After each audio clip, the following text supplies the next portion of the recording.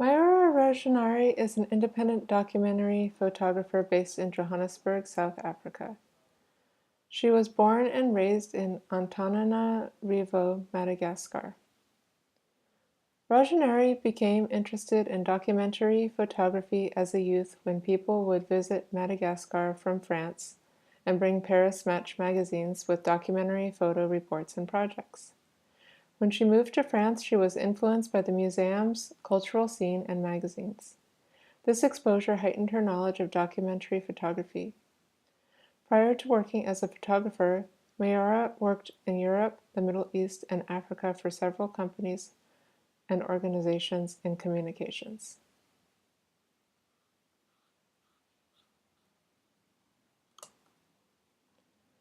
Miora Rajaonary attended the Paris Institute of Political Studies from 2003 to 2007.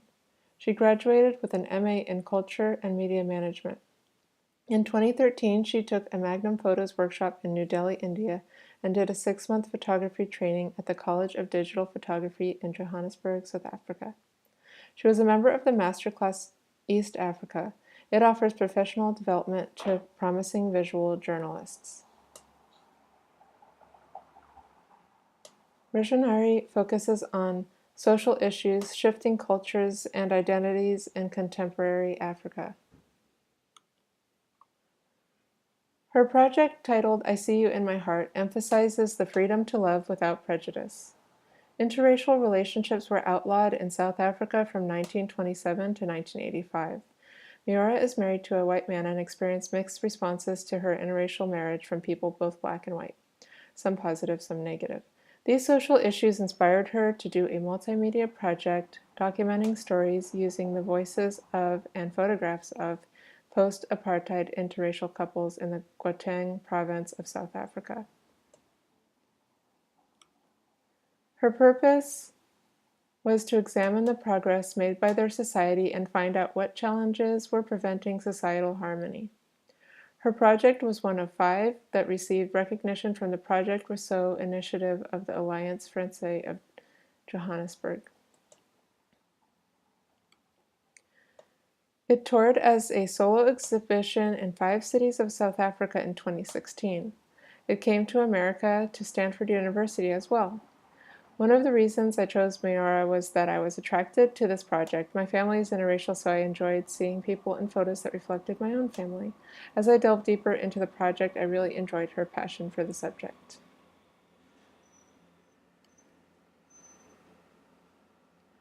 Her project, Soweto Punk, attracted me as well. It documents young musicians creating a new South African punk scene.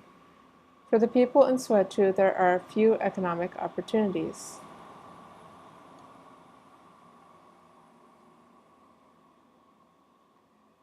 Punk music and skateboarding make it possible for people to have an escape and to feel free. The Skate Society in Soweto handed out skateboards. The punk scene challenges racial and cultural barriers. Since punk music is generally associated with whites, this new punk scene helps to blur those previously defined racial lines.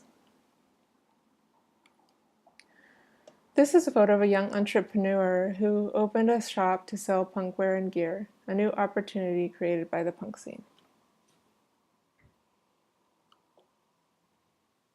Another of her projects that I want to show documents the growing HIV/AIDS epidemic with teenage girls and young women in sub-Saharan Africa. Miora was commissioned by the Wall Street Journal to take these photos. I liked how she captured the community educating their young women about HIV and AIDS prevention. The woman in this slide, Getwana Malalase, is the daughter of a former community leader, and she is a community worker who helped to found an AIDS research clinic.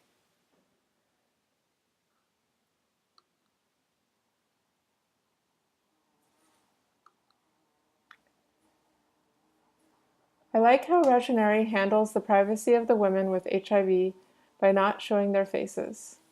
The women without HIV are photographed without being covered.